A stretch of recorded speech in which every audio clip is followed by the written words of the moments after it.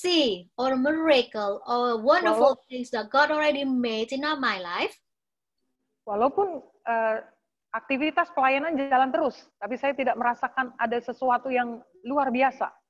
even as I'm serving God, but I don't feel there is something different in me and a miracle things in me. Hingga sampai satu saat seperti yang saya ceritakan tadi, And one day, like I told you before, Tuhan memberitahu bahwa habitatmu bukan di situ. and God told me that your habitat is not there. Dan detik saya merubah jalan hidup saya masuk di dalam habitat dan panggilan Tuhan, The moment I change my habitat where I live in God, maka saya melihat ada explosion dalam hidup saya.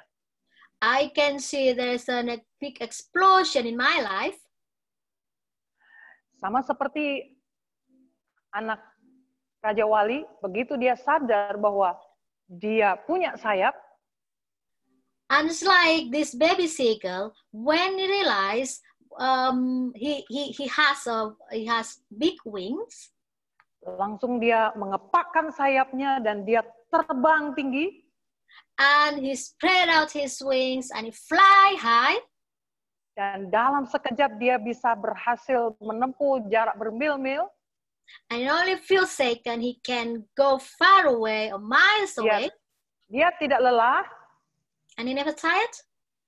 dia betul sungguh-sungguh merasakan kebahagiaan, He feel the happiness and joy, menikmati hidup yang dianugerahkan Tuhan, enjoy the life that God already given to him, karena sudah tinggal di dalam panggilannya, because that's his calling di habitatnya. in its habitat. Saudara-saudara yang dikasihi Tuhan, Woman of God, saya ingin sampaikan bahwa gereja yang sesungguhnya I want to tell you that the truth of church bukan hanya mengadakan pelayanan, ibadah, dan lain is not all sebagainya di dalam about gereja saja. it's not all about what you do serving God or ministry only at church. Di dalam gereja itu adalah tempat untuk kita belajar Church is the place where we learn dari yang tidak tahu bagaimana cara berdoa, from when we don't know how to pray, dibimbing oleh gembala, tahu bagaimana cara kita berdoa. be guided by the pastor or leader. How do we pray? Tidak tahu tentang kebenaran firman Tuhan, We don't know the truth. dibimbing untuk bisa mengerti dan mengenal firman Tuhan. Be led to be understand how to know God and get to know God. Dari yang tidak bisa memuji Tuhan menyanyi, From we don't know how to sing and praise God. dibimbing oleh gembala untuk bisa menaikkan pujian penyembahan bagi Tuhan. Be led that we can worship God in and praise. Tapi setelah kita bisa dan pintar, But after we know and we be smart enough, melakukan hal-hal itu semua, we do all. kita tidak boleh terus tinggal di dalam gereja. We can't just live at church. We can't just stay at church. Dalam arti ibadah tetap, kegiatan tetap, tetapi kita tidak terus hanya pelayanan di dalam gereja Tuhan. Meaning we still can go to church, we still can serve, but we don't only stay at church. Karena objek pelayanan kita bukan hanya di dalam gereja. Because the object of our service is not only at church, tetapi di luar, yaitu di dalam dunia ini. but outside and around the world, around us, wherever we live. Ya, bisa dikeluarkan tentang gereja.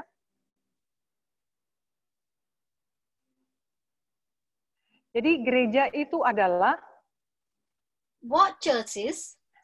atau eklesia adalah gereja yang dipanggil keluar untuk mendengar dan melakukan kehendak Bapa. Churches means a called to go out listening and live as God's will. Bila kita sebagai gereja Tuhan tidak melakukan seperti yang Bapak inginkan, pergi keluar. If we as a church of God, we don't do as God's will, mendengar dan melakukan kehendak Bapa, listen and do what God's will, pasti kita akan mengalami banyak persoalan. we will have many trouble and problem in our life. Sama seperti anak Raja Wali tadi. Just like the baby's eagle before. Mari kita lihat dalam 1 Petrus pasal yang kedua, ayat yang ke-9. Let's read 1 Peter 2, verse 9. Saya akan tunjukkan kepada saudara. Saya akan bacakan buat saudara. 1 Petrus pasal yang kedua, ayat yang ke-9. Demikian firman Tuhan. Tetapi kamulah bangsa yang terpilih, imamat yang rajani, bangsa yang kudus, umat kepunyaan Allah sendiri, supaya kamu memberitakan perbuatan-perbuatan yang besar dari Dia, yang telah memanggil kamu keluar dari kegelapan kepada terangnya yang ajaib.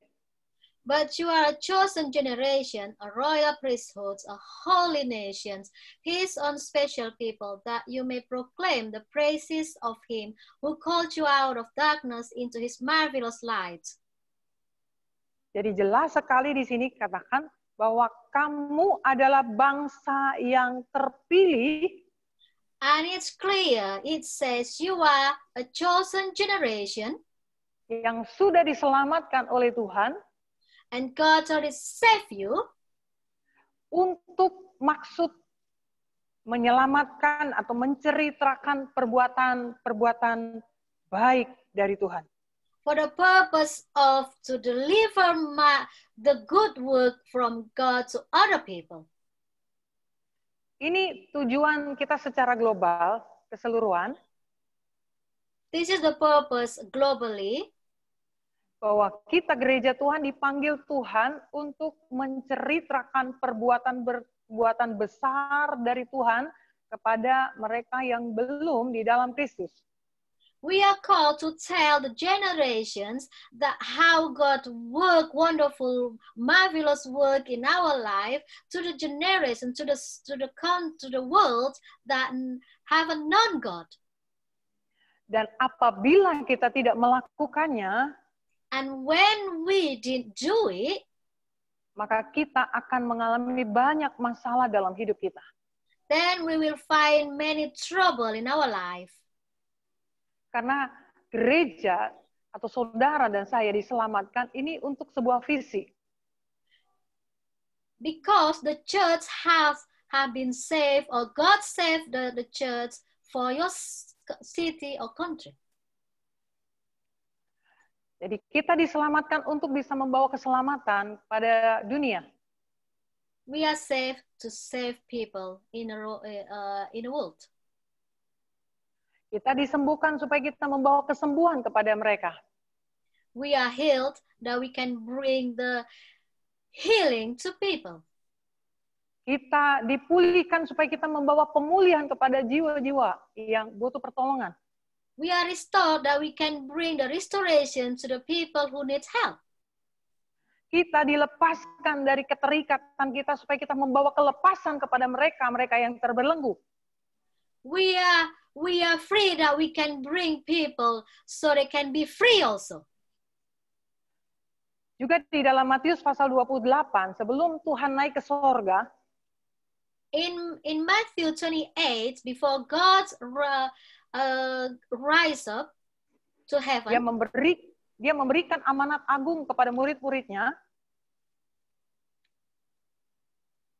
He gave to his disciple pergi dan mari kita baca di dalam Matius pasal 28 ayat yang ke-19. Yeah, Matthew 28 Matius 28 ayat yang ke-19. Pergilah dan jadikanlah seluruh bangsa muridku dan baptislah mereka demi nama Bapa, Putra, dan Roh Kudus. Okay. Ya, sebentar ya, maaf. It's not in here. Yeah. Saudara-saudara, Matthew 28:19. ya. Jadi untuk bisa berdampak atau untuk bisa menyelamatkan, memulihkan, menyembuhkan, membebaskan mereka yang terbelenggu, itu bukan pilihan. To set people free or to bring people, it's not an option. Tapi itu suatu perintah dari Tuhan. But this is a command from God. Bahkan Yesus sendiri meneladani bahwa dia melakukan dengan ketaatannya apa yang Bapa perintahkan kepada dirinya. Jesus himself do what his Father commands him to do. Dia katakan di dalam Matius pasal 26 ayat yang ke-39. And it says in Matthew 26:39. Ya. Saya tidak baca untuk menyikat waktu. Dia katakan, "Ya Bapa, biarlah cawan ini berlalu daripadaku, tapi bukan menurut kehendakku, biar kehendakmu yang terjadi." Father, if it's possible, let this cup pass away from me. Nevertheless, that all your will be done. Dia tahu bagaimana rasanya nanti disalib, tahu bagaimana rasanya dimahkotai duri. He knew how it felt in the crucified and how it felt being crowned with the thorn. Manusiawinya seolah-olah mengatakan, kalau bisa tidaklah. His humanity said, God, if it possible, let this pass from me. Karena Yesus begitu taat akan perintah Bapaknya, but Jesus is always obedient to his Father, maka dia tetap menerima semua cawan yang harus dia tanggungnya. He accepts all the cup that he have to carry on. Bahkan di dalam Matius pasal 27 ayat yang ke-48, and in Matthew 27 verse 48, pada waktu dia di atas kayu salib, when Jesus on the cross, dan ada prajurit-prajurit itu memberikan dia mencucukkan anggur asam dan diberikan kepada Yesus. And the soldiers pour a sour wine and read and give it to drunk Jesus. Tetapi Yesus tidak mau meminumnya. And Jesus didn't want to drink it. Saudara tahu anggur asam saat itu diyakini oleh orang-orang Yahudi untuk bisa mengurangi rasa sakit. Do you know sour wine in Judaism at that time? It's to reduce how you feel the pain feeling. Kalau Yesus bisa meminum air itu, di dalam tubuhnya agak terkurangi rasa sakitnya, tapi dia memilih untuk tidak menyentuhnya. If Jesus drink that sour wine, he will feel painless, but Jesus chose not to drink it. Karena dia sudah memilih untuk mentaati perintah Bapa, mati dan menanggung semua dosa manusia. Because Jesus has chosen, he will obey what his Father's command, and he had to die on the cross. Dia tidak mau menyisakan sedikit pun, dia mau 100% semua kelemahan dosa kejahatan kita ditanggung oleh dia. He didn't leave anything. He take and carry all our sins 100% in him. Itu sebabnya dia nggak pedulikan rasa sakitnya. Yang dia pikirkan, aku bisa menyelamatkan manusia. That's why he never thought how he feel. He's painful, and he only thought that he wants to save people. Kalau Yesus saja begitu besar pengorbanannya atas hidup kita, If Jesus has sacrificed his life for us, bagaimana dengan kita? what about us? Apakah kita juga akan meresponi cintanya? Will we respond his love? Dan kita akan melanjutkan apa yang Yesus perjuangkan, dia menyelamatkan kita, dia ingin kita menyelamatkan saudara-saudara kita. And continue to do his work to save people, because God wants we to bring people to be saved. Bapak Ibu, saudara-saudara bisa menjawabnya dalam hati saudara. You can answer it Sebagai personally in your heart. saya ingin tunjukkan lewat video tentang The Passion of Christ supaya kita bisa ingat kembali bahwa darah yang tercurah, ketaatan Yesus melakukan kehendak Bapa, itu yang membuat saudara dan saya sampai hari ini dipelihara dan selamat dari segala mara bahaya. I will show you a video, A Passion of Christ, how the way Jesus saved us from the sins and to redeem us to be saved. Oke, mari saya persilakan untuk melihat.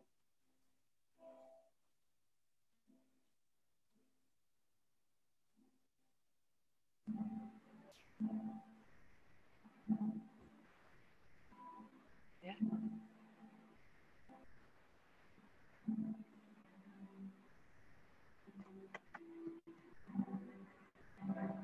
Ya, sebentar ya.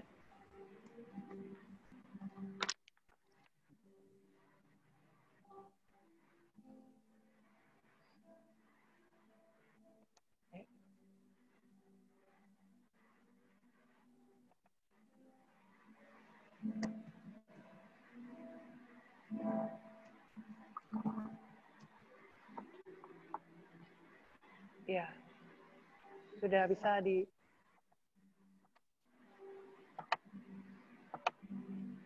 Ya, maaf, sabar ya. Ya, sementara dipersiapkan.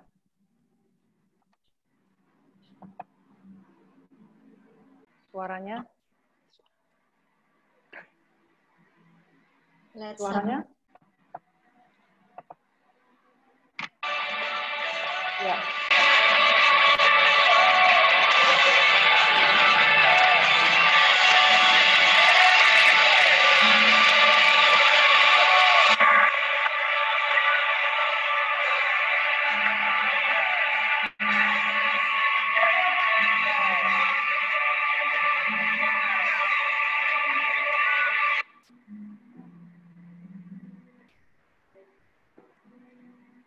Ya, memang tidak panjang, cukup. Ini saudara lihat bagaimana penderitaan Tuhan. Dia dicambuk, dia dimahkotai duri. You can see how he sacrificed himself. He's been crowned with a thorn crown.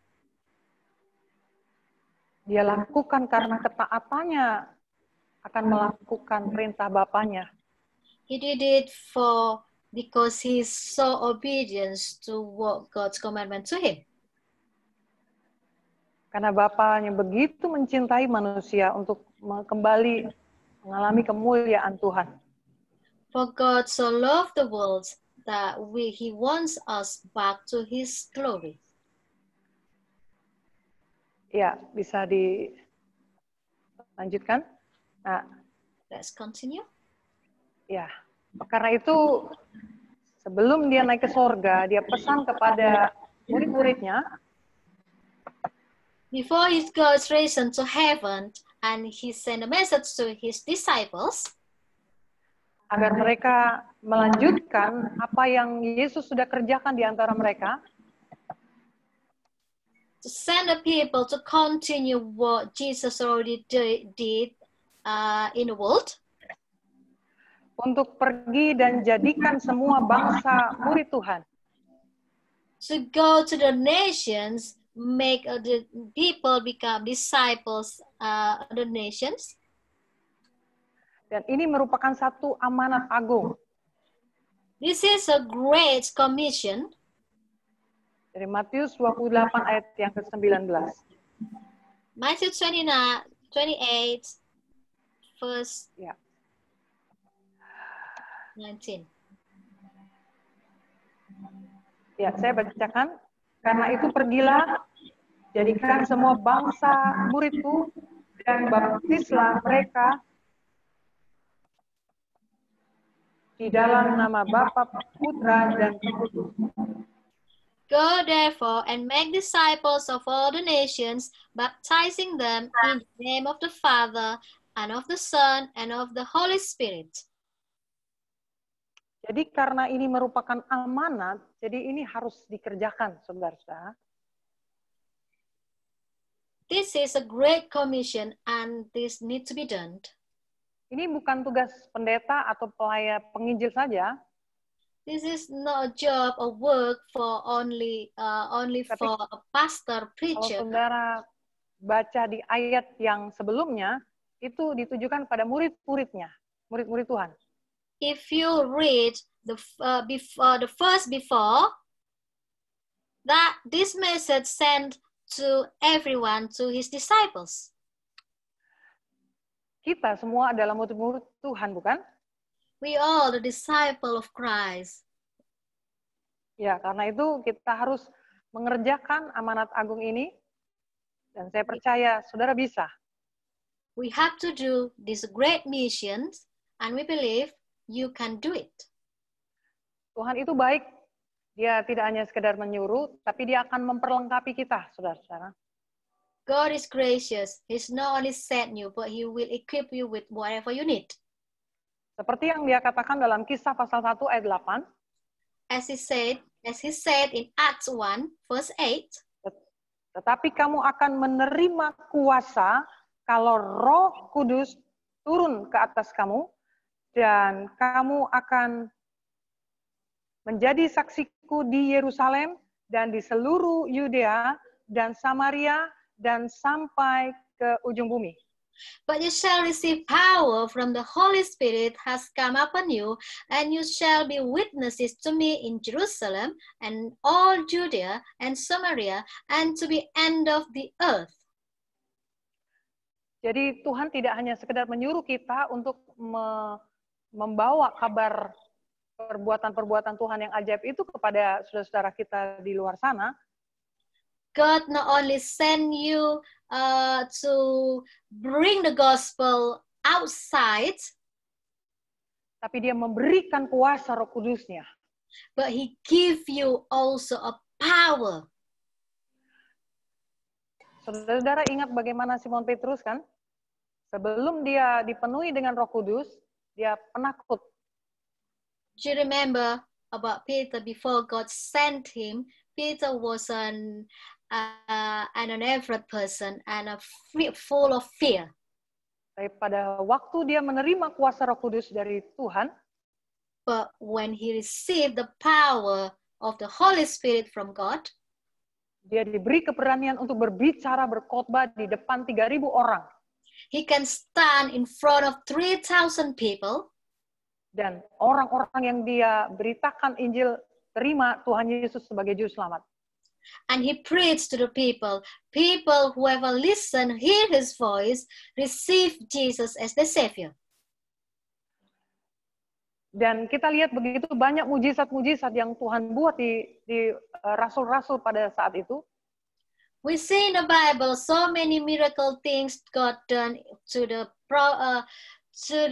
gospel, to the prophets, and padahal awalnya mereka adalah orang-orang biasa yang tidak bisa melakukan apapun. They are the same human like us. It's not normal human like us. They cannot do anything.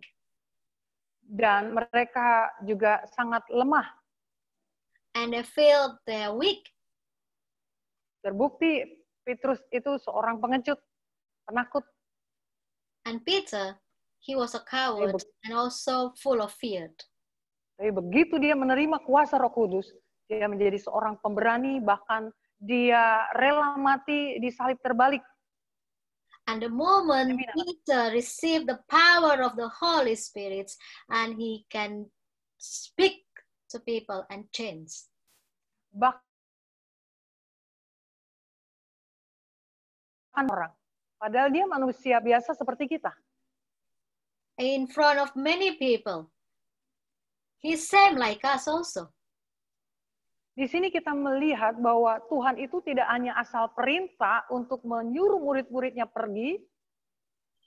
God never just only tell you to go, tetapi dia melengkapi murid-muridnya, but he equipped his disciples also dengan Roh Kudusnya, in the Holy Spirit, sehingga mereka betul-betul bisa melakukan hal-hal yang supranatural. So the disciple can do the supernatural things yang sama sekali tidak pernah mereka bayangkan dan pikirkan sebelumnya. Where they never think and imagine before. Dan dalam waktu sekejap jumlah orang percaya saat itu semakin bertambah banyak. And in a short time, the people more and more come to God. Karena ada murid-murid Tuhan Yesus yang taat dan mendengarkan apa yang Yesus katakan. Because the disciple obey and do what Jesus said to them. Setelah mereka berdoa dan terima Roh Kudusnya, mereka kamu mau kemana? Pergi memberitakan Injilnya. Nanti kalau kejebur ke bawah, di sini tengah-tengah sini. Nanti kalau dia ke sana gimana? Can you repeat, please? Ya. Tolong diulang. Jadi pada saat murid-muridnya setelah berdoa, terima kuasa Roh Kudus, mereka baru pergi memberitakan Injilnya. When the disciple pray and they receive the Holy Spirit come upon them, and they can preach the gospel to the people. Tuhan itu baik, saudara-saudara. Dia tidak pernah memerintah anak-anaknya di luar kapasitas atau kemampuan kita. God is good. God never send us outside our capacity or our ability. Bahkan dia sudah melengkapi dengan Roh Kudusnya yang membuat mereka berapi-api, bernyala-nyala di jalan dan keberanian untuk memberitakan Injil. He already prepared us and equipped us with the Holy Spirit to send the gospel to the world. Mungkin di antara saudara bertanya, loh Bu, itu kan rasul-rasul. Saya kan ibu rumah tangga biasa. Apakah saya harus seperti itu? Maybe you think, I am not them, but do I have to like them? Saya tidak sekolah teologi, saya tidak bisa memberitakan Injil. I'm not going to the Bible side study. I cannot deliver or preach people. Petrus juga, dia bukan seorang teologia, dia hanya seorang nelayan biasa, tetapi karena Roh Kudus yang menguasai dia, akhirnya dia diberi keberanian untuk memberitakan Injil. Peter didn't come from the theological background, but he come to and he allowed himself to preach and the gospel. Baiklah, saya ingin menuntun saudara bagaimana kita memulai supaya hidup kita bisa berdampak. Mari kita lihat di slide yang ada itu. Mulai dari mana? And where to start so our life can be an impact to other people. Ya, seperti di dalam Kisah pasal 1 ayat 8 dikatakan. It's like in Acts 1 verse 8 said. Ya, dari diri kita sendiri, kemudian menyebar ke rumah dan ke gereja, baru ke lingkungan kita. Right, if you see the diagram, it's come from ourselves, and then move on to our households, and then to the church, and then make a broad to a community. Jadi yang pertama, kalau kita sungguh-sungguh ingin menjadi hidup kita berdampak, ya, ini sebenarnya bukan pilihan, tapi ini suatu perintah agar kita menjadi terang bagi orang-orang di sekitar kita.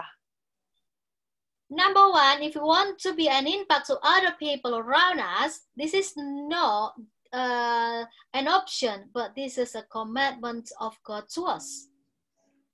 Kita tidak bisa memberikan dampak apa-apa yang bisa dinikmati oleh orang-orang di luar sana kalau di dalam diri kita belum ada yang namanya kelahiran baru dan belum ada perubahan.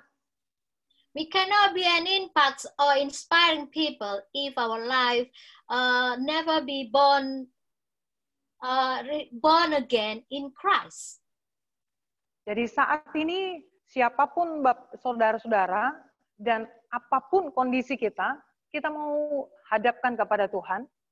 Wherever you are, in anything, circumstances, any condition, bring it to God. Agar Tuhan menguasai kita dengan Roh Kudus-Nya. May the Lord equip us and give us His Holy Spirit. Saat kita membuka hati di hadapan Tuhan, when we open our hearts in front of God, before Roh Kudus akan menguasai dan membentuk karakter kita. The Holy Spirit will control our life and our character. Perubahan yang ada di dalam diri saudara, what changes in your life, itu nanti akan dilihat oleh orang-orang di sekitar saudara. People will see around you, people around you will see what changes in your life. Terutama di dalam keluarga saudara. More importantly, in your mereka adalah orang-orang yang tahu persis siapa kita. Your family know the truth, know the real who you are. Sampai anak-anak saya memilih saya ikut apa yang saya kerjakan. My children chose to follow what my path is. Karena dia melihat perubahan dalam hidup saya dan mereka terhisap dan ikut bersama-sama saya. Because they saw what changed in my life, my life changing, and they follow my pathway. Dan kalau keluarga saudara mengalami perubahan, itu akan menular ke tetangga-tetangga saudara. When your family change, become good, your neighborhood will see also and will be changed. Dan itu terus, radius itu akan terus berkembang sampai ke gereja Tuhan, dan bahkan sampai ke lingkungan kota kita. And this will continue like a change and move to our community. Jadi dimulai dari satu orang. So we start from one person yang sungguh-sungguh ingin hidupnya berdampak. Whoever truly their life want to be an impact and inspired. Maka Tuhan akan bekerja dalam hidup orang itu. Then the Lord will work in their life. Nah, saudara-saudara, mungkin ada yang berpikir bahwa kenapa sih kalau seandainya saya tidak melakukan itu, apa yang akan terjadi? People of God, and maybe you think, what if I don't do that? What will happen? Kenapa saya harus hidup berdampak? Why do I have to be an impact to others? Kekristenan itu seperti seorang yang naik kendaraan sepeda. Saya punya gambarnya. Christianity, it's like a people who ride the bike. Iya. Apabila dia berhenti untuk mengayuh sepedanya, when he stop to spin the wheel, maka dia akan jatuh. And he will fall down. Tetapi pada saat dia terus mengayuh, and when he start and press the pedal, maka sepedanya itu akan terus berjalan dan dia bisa sampai ke tempat tujuan. And the bike will continue to move and get to the destination. Saya mau katakan kepada saudara semua, I will tell you, bahwa apabila kita tidak memilih untuk melakukan kehendak Bapa ini, when we choose not doing God's commandment, maka hidup kita akan mengalami stagnasi. Then our life will be stuck. Kekristenan kita begitu kering, And our Christianity will be right. dan aktivitas pelayanan iman kita di gereja hanya sebagai rutinitas biasa. And our ministry is only as a routine. Karena kita tidak hidup dalam habitat yang sesungguhnya. Because we don't live in habitats that God's already prepared beforehand. Dan apabila kita tidak bergerak mengerjakan amanat agung ini, and if we don't move to do the commandment, maka saudara akan merasakan hidup seperti di padang gurun. then you will feel like living in on the desert. Melakukan banyak hal selalu gagal dan gagal. And everything all we do always fail and fail. Banyak persoalan-persoalan terjadi dalam hidup kita. Many problems and trouble in our life. Bahkan hubungan kita juga dengan Tuhan itu sangat berbeda. And our relationship with God looks different. Tidak ada gairah dan passion yang bernyala-nyala lagi dengan Tuhan. There is no spirit and passion that fire up to God. Pertanyaannya sekarang, bagaimana kita tahu bahwa kita hidup di panggilan di dalam habitat atau tidak? And the question is, how do we know that we are called in a habitats or not? Mungkin kita sudah melakukan banyak hal selama ini, melayani dan sebagainya. Maybe you already do a lot of activities, you serve, and then you do the ministry and anything else. Tapi apakah benar kita sudah di habitat yang Tuhan rencanakan dalam hidup kita? But do you know that you already in a place that God's already chose for you? Saya akan tunjukkan tanda-tanda orang yang sudah hidup dalam habitatnya. And I will show you the significant, the people that already in the right place. Atau hidup di dalam panggilannya. Or live in God's calling. Maka di dalam hidupnya itu ada pemeliharaan Tuhan. In their life, there is a well look after. Ada perlindungan Tuhan. There is a protection. Dan ada productivity atau pelipat gandaan. And multiplication or multiply life.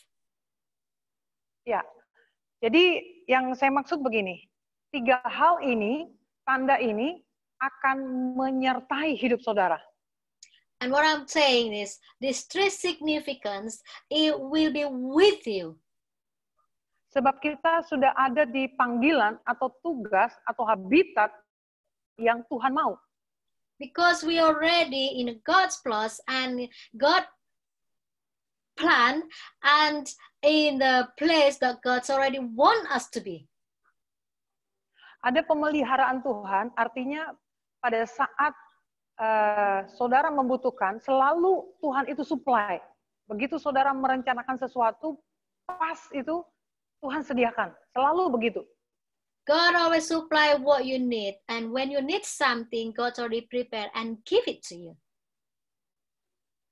Demikian juga, bukan tidak ada persoalan atau tidak ada hambatan pada saat kita mengerjakan atau hidup dalam panggilan. And whereas when we do our works not according to our calling, tetapi orang yang sudah hidup dalam panggilan, begitu ada persoalan yang merintangi dalam perjalanan hidupnya, selalu ada perlindungan dan pembelaan Tuhan. And whoever live according to God's calling, they will live in a protection and well prepared, well looked after by God. Sehingga satu persatu persoalan dalam hidupnya itu bisa diselesaikan dengan ajaib. One by one, a problem will be solved with miraculously. Dan tanda yang ketiga tadi, ada pelipat gandaan atau productivity. And the significance of the three, number 3 is there is a multiplication. Artinya bahwa apa yang saudara rintis itu berkembang menjadi besar, dan orang-orang yang saudara layani itu sangat diberkati. Meaning whatever you do is always multiply, and success, and you always be blessed and be a blessing. Dan orang-orang yang saudara ada di sekitar saudara, mereka sangat terberkati dengan apa yang saudara lakukan itu. And people around you will feel blessed for what you did to them. Ya, jadi kalau saudara sudah melihat 3 tanda itu di dalam kehidupan saudara, and if we can see already 3 significant in your life, maka saudara sudah hidup di dalam habitatnya. Then you already live or in His habitat or God's plan. Atau dalam panggilan Tuhan untuk saudara. And you live in God's calling for you. Saya seorang gembala, sudah melayani Tuhan, tapi tidak di titik di mana saya ada di dalam habitat saya. I used to a pastor leader, but I don't live like what God's plan in my life.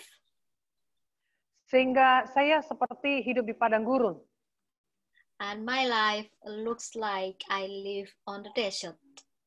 Selalu mengalami kekurangan dan banyak hal yang saya lakukan itu banyak sekali kegagalan.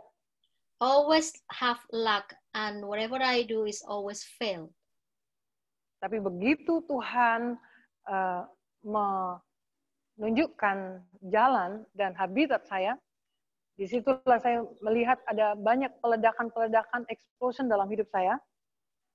And since God showed me where's my habitats, where's my places and calling, and there are many explosion in my life.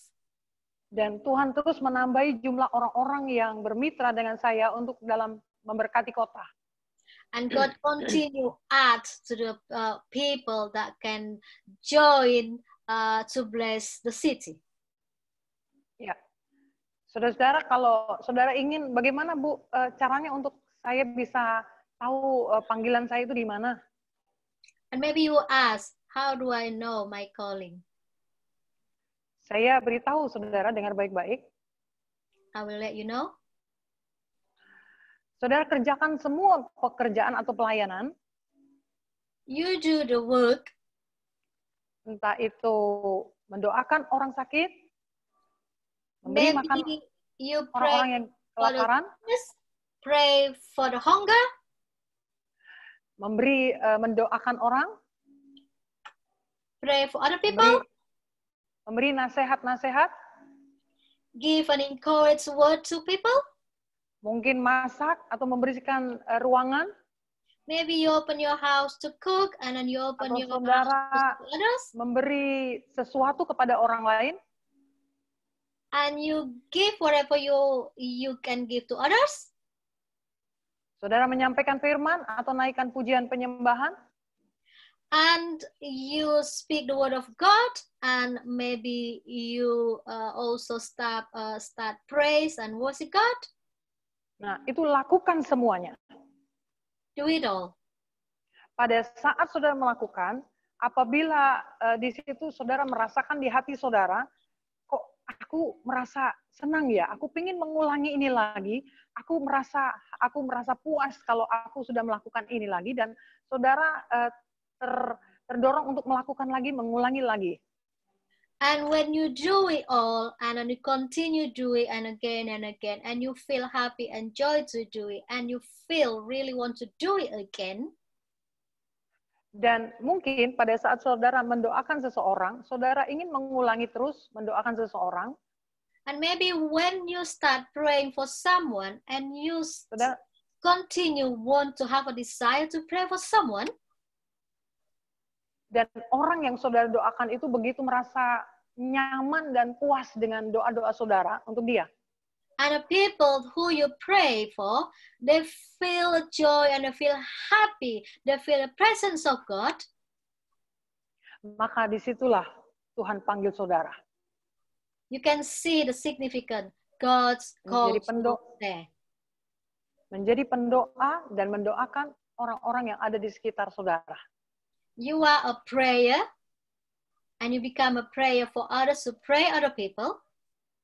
Mungkin ada banyak ibu-ibu yang aku nggak bisa berdoa, aku bisa masak. Saudara masak dan bagikan kepada orang-orang di sekitar saudara. Dan kalau mereka merasa, waduh masakanmu enak sekali, dan saat saudara masak, saudara merasa sukacita banget.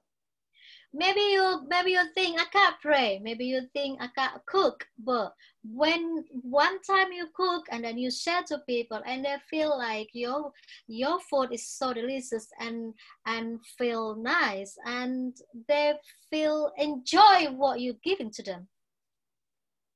Dan disitulah habitat saudara sebenarnya. And you will notice that's what the habitats God call you. Tuhan kasih saudara talenta untuk memasak, bukan untuk dirimu sendiri. God's calling you, God's giving you talents.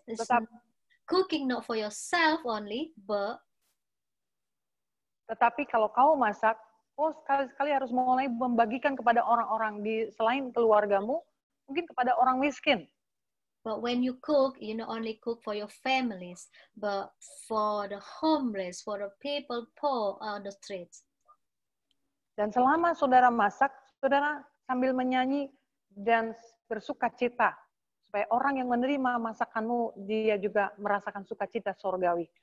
And while you cooking the food, you can sing a song, praise God, so that people eat the foods, they will feel the environment of heaven.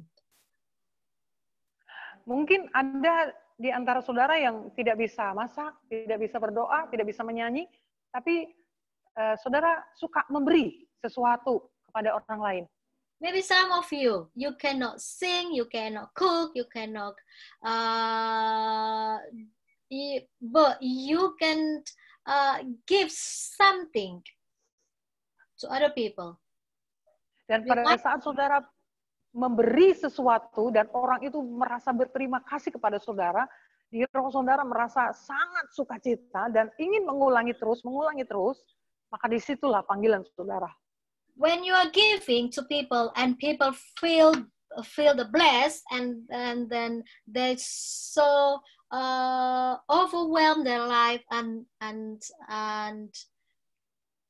that's, I think you can see the sign of God's calling for you. Sejujurnya saya mau katakan bahwa Tuhan itu tidak pernah jauh memberkati kita lewat talenta kita sebenarnya. Honestly, I'll tell you, God never far from what His plan for us. Karena itu, mari kembangkan potensi, karunia, talenta yang Tuhan sudah berikan dalam hidup saudara, bukan hanya untuk diri sendiri lagi, tapi juga mulai dibagikan kepada orang-orang di sekitar saudara.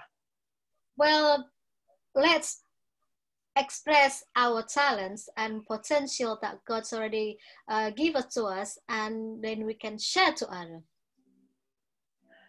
Pada saat saudara melakukan itu, ada sukacita yang besar dalam hidup saudara. When you do it, there is joyful from God in your life. Percaya atau tidak, pada saat saudara sering mengulangi itu, mengulangi lagi, maka saudara akan memiliki roh yang bernyala-nyala. Saudara begitu punya passion yang besar dalam hidup saudara. Believe or not, when you do it again and again, you continue to do it, you will have passion in your life to do it again. Bahkan orang-orang di sekitar saudara akan sangat meresponi saudara, mencari saudara, dan itu membuat hidup kita semakin bergairah. And the people around you will see and looking for you, and that's make our life more flourish and more encouraging to do it.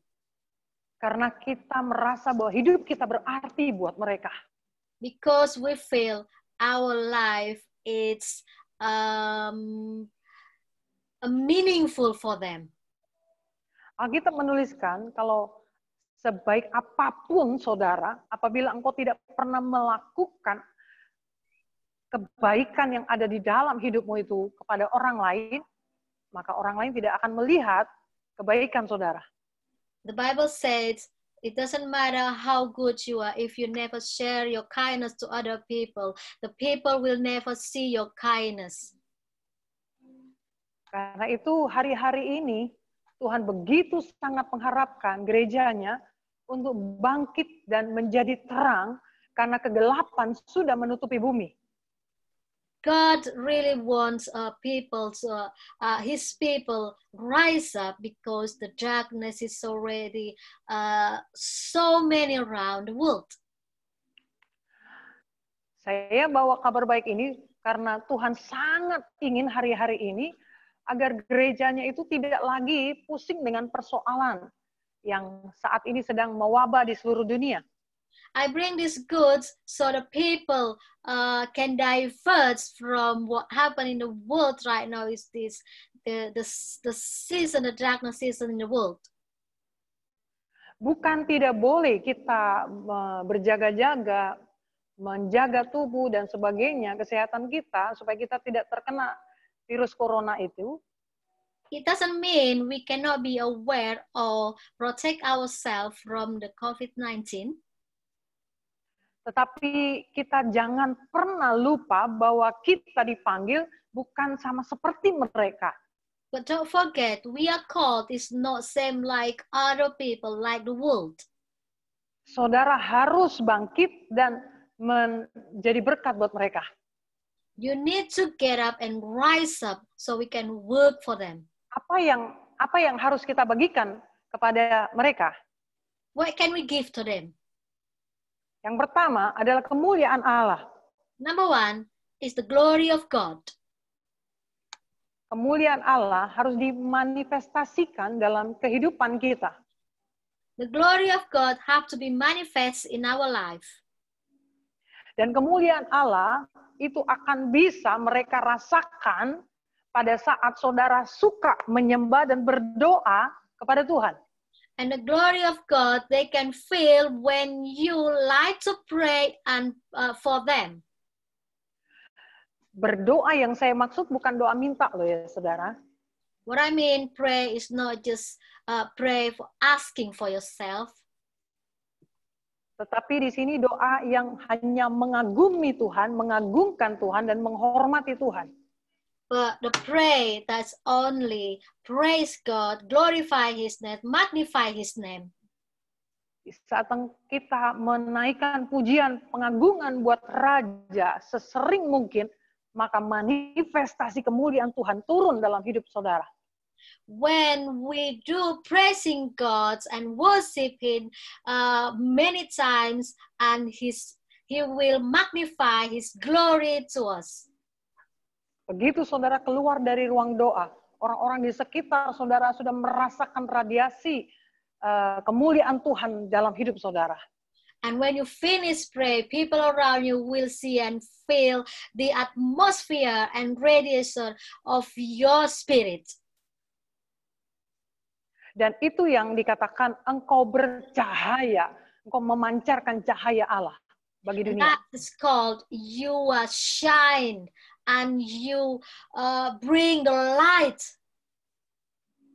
Yang kedua, kita sedang bangkit untuk membawa firman Allah kepada dunia.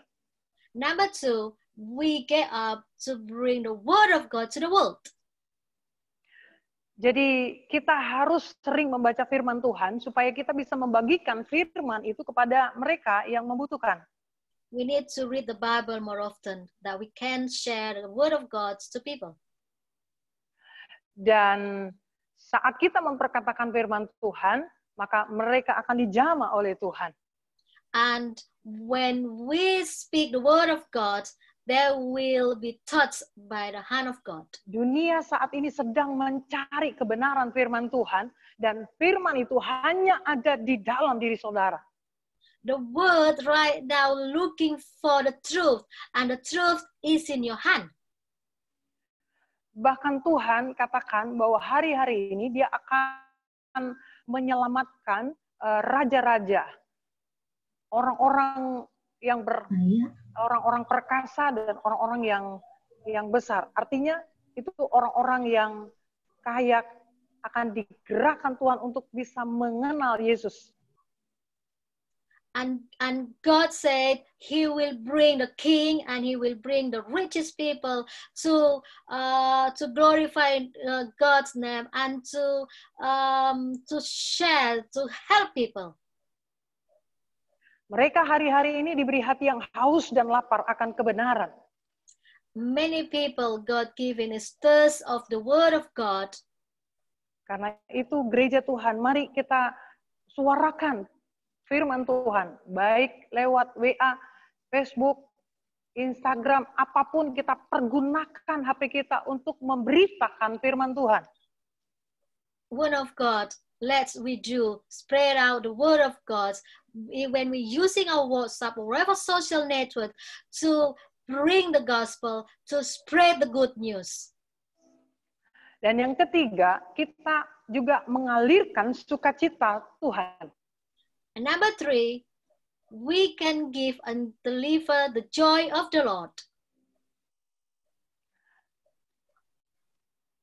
Karena itu, apapun persoalan kita akan bisa mengatasinya apabila sukacita Tuhan itu menguasai hidup kita. Whatever trouble come to us and facing us, we believe that we can conquer the curse. Bagaimana kita bisa mengalirkan sukacita sorga? How can we share on give the joy of the heaven? Kita harus memiliki pikiran Kristus. We need to have a mind of Christ. Saudara pernah lihat taplak meja yang bersulaman, sulaman benang? Have you ever seen a tablecloth with? Kalau dilihat dari atas itu bagus sekali kan? When you see from the top and then you see that look good, look Tapi nice. apabila kita lihat dari bawah, benangnya itu nggak karu-karuan. And when you see the other side, you can see the cotton or the string. It looks so untidy. Tergantung dari cara kita melihatnya dari sisi mana. And depends which side have you see. Sama juga dengan saat kita melihat dalam satu masalah atau peristiwa. It's the same like when we see the problem. Kita harus memiliki cara pandang Kristus dan melihat dari sisi yang positifnya. We need to see from God's positive perspective. Supaya sukacita yang ada dalam diri kita itu tetap terjaga. Then your joy and peace will stay in us. Sehingga sukacita itu yang saudara bisa bagikan kepada orang-orang di luar sana. And the joy that you can share to people out there. Tapi apabila saudara berpikir negatif, maka saudara akan terpuruk dan saudara tidak akan bisa bercahaya di depan mereka. On the other hand, if you think negative and then you cannot be shine to other people. Yang terakhir, kasih Tuhan. Kita harus mengalirkan kasih Tuhan kepada dunia. Number 4, and the last, is God's love. We need to share also the love of God to other people. Jadi, apabila kita sudah merasakan dan menerima kasih dari Tuhan, maka kita bisa membagikan kasih itu kepada orang lain. When you receive the love of God in your life, then you can share your love to other people. Untuk bisa mengalirkan kasih